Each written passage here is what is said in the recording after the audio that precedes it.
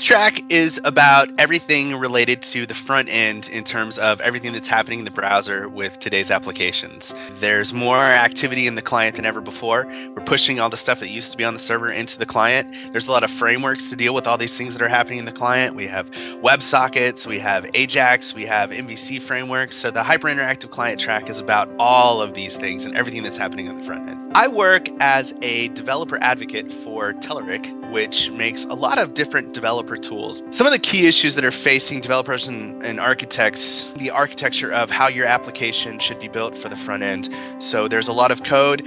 JavaScript doesn't have a module system. How do we deal with that? How do we build reusable components? How do we make things fast so that the DOM doesn't get super cluttered with information and data and make them very slow and unusable on mobile? Some of the really interesting trends that I've seen recently are things like the virtual DOM and things that are coming out in React.js. Twitter's Flight framework is also very interesting as well. It's a sort of a modularized system, a way of building components, reusable components that you can use again and again and again in your application.